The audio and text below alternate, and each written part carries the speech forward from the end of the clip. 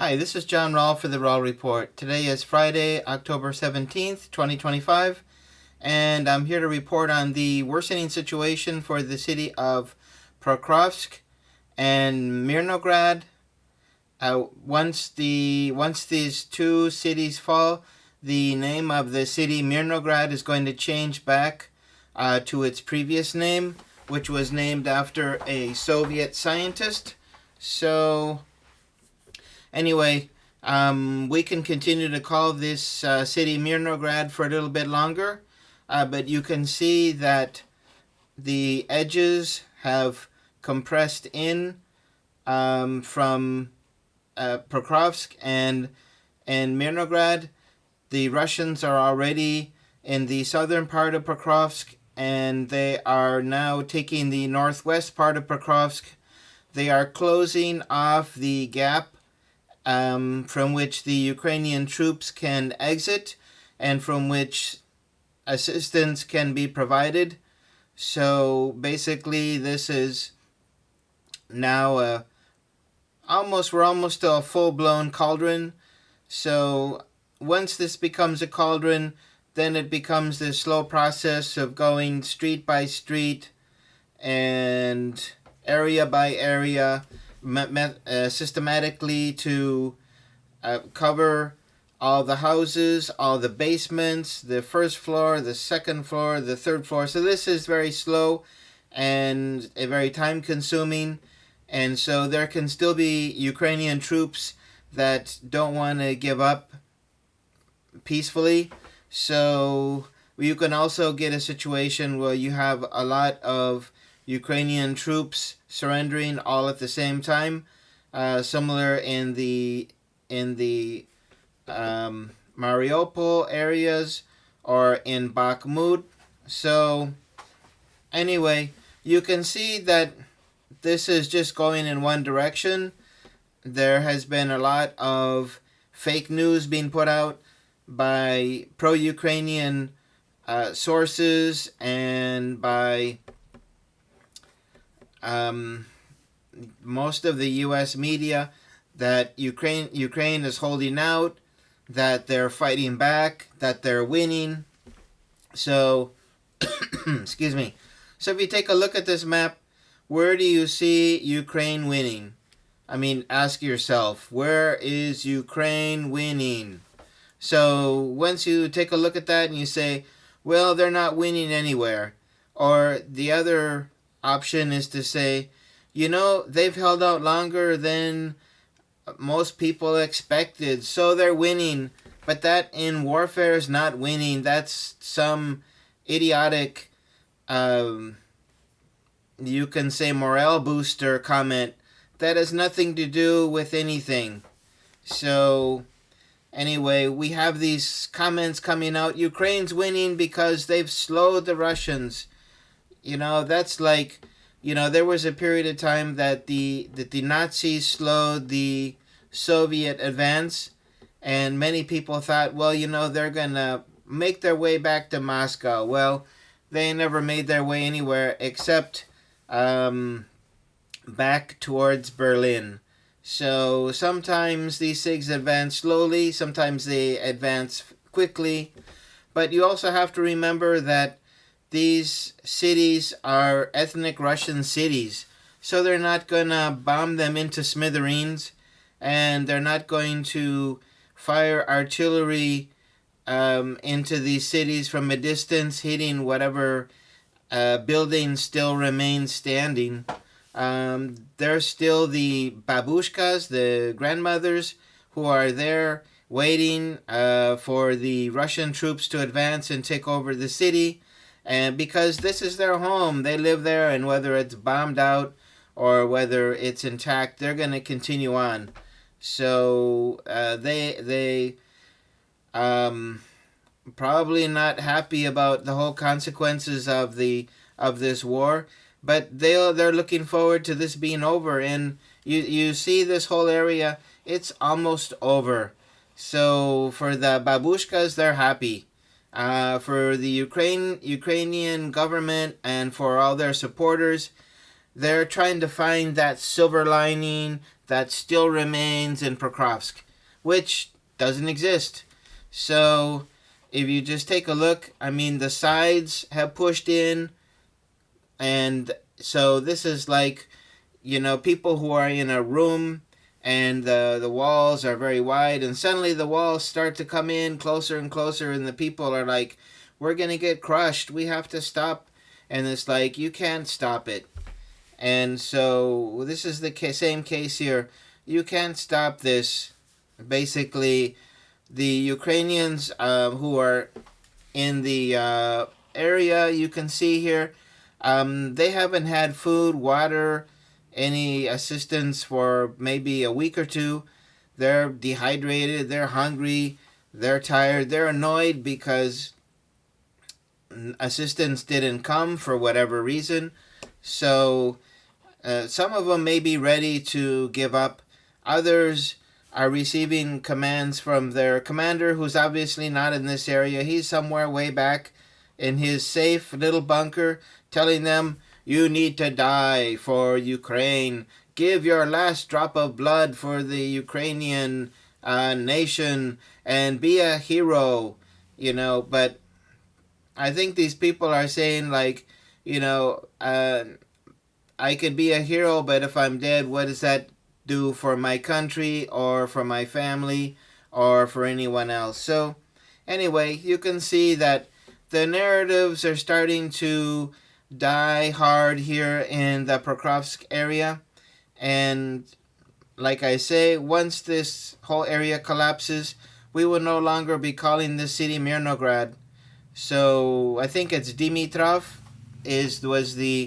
was the name that was changed a few years ago when they did this anti-communist law to remove the names of all these communist named cities, and they were named after brilliant people. They were inspired in somebody who made a contribution. But I think Dimitrov, I think he was a politician, so I don't know, maybe I should hold off on on that. But anyway, it's just obvious. You can see that there's no hope for these people here, so the best thing they can do is just give up. Save their lives. They will become a prisoner, and they'll be exchanged in one of these prisoner exchanges, and then they can go back and fight at the next front, and then get back into a similar situation, because this war is only going in one direction. The Russians are winning, the Ukrainians are losing, the Ukrainians are falling back, the Ukrainians are losing men that they don't have anymore because they don't know where to recruit from. So they have this pool, and this pool is slowly reducing. And, in the beginning it looked like a lot, over 1 million soldiers, almost 2 million soldiers. And then who knows what it is now, but it has reduced substantially. So as these numbers get reduced, and the logic of just keeping soldiers in an area that they can no longer defend and have them die, for some hero recognition, that makes no sense. But anyway, this has been the strategy of the Ukrainian commanders pretty much since the beginning. This was the strategy in Bugledar. This was the strategy in so many other places, Bakhmut, and so the troops called the Azov, they're basically somewhere off in the distance, and so basically the Azov is, if you go AWOL or abandon the front line, you'll be killed by us. So it's better to fight against the Russians and to try to win this battle than to be, to escape and then be, killed by the Azov battalion. So I think the Ukrainian soldiers who are in this area are in between a rock and a hard place. Now, if they try to give up, they could be hit with Ukrainian drones who don't want them to surrender. So that's a possibility.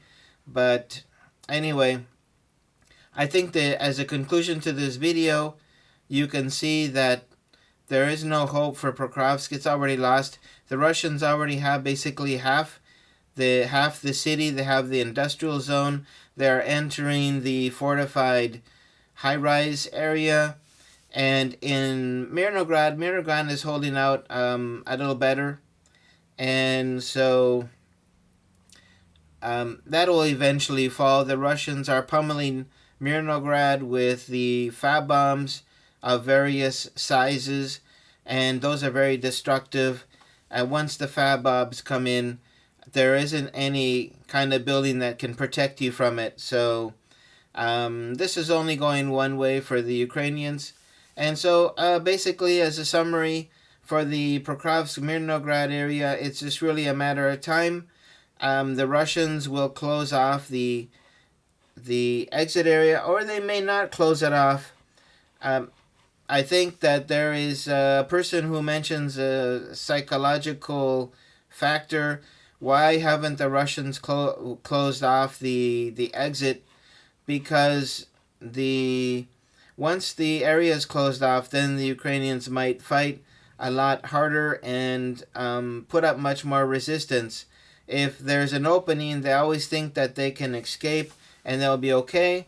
And so the fact that the Russians haven't closed this off completely is a psychological factor which would benefit the Russians. The real exit and entry has been cut off. So although Russian troops aren't there cutting it off, it still looks like there is a point with which they could exit if they need to.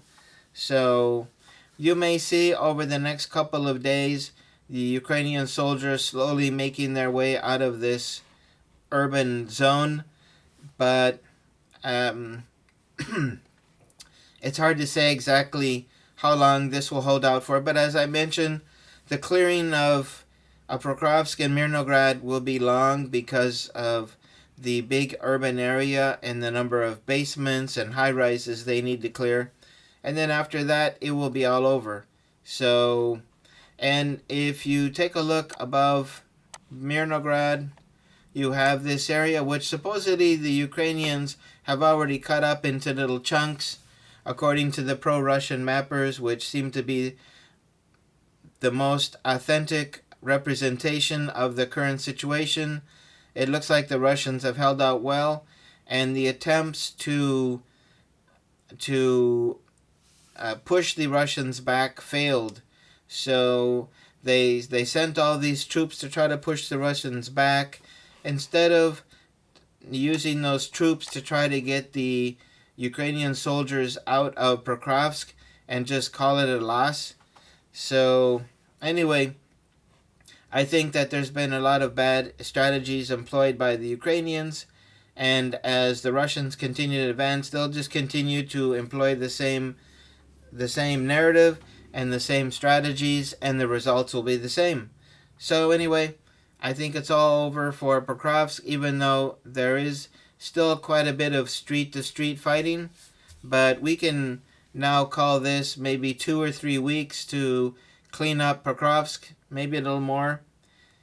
Possibly it'll all be done before the meeting of President Trump and President Putin. But anyway, that might be a goal for Russia, to have this area all cleared and taken over by that meeting, to demonstrate to President Trump that the Ukrainians are firmly losing this war and there's no reason for the U.S. to continue to support them or have European countries do the same. So anyway, that is my report for today. Thank you for joining me. If you like this video, please hit the like button. If you have a comment to make, please leave that below, and I can get to that whenever you leave that. And I wish you well. So anyway, we'll see how this all goes, but I think that the Pokrovsk area is pretty much in a cauldron, and now it'll just be a matter of time for Russians to clean up this area street to street. So anyway, thank you for joining me, and I wish you all well. Have a good day.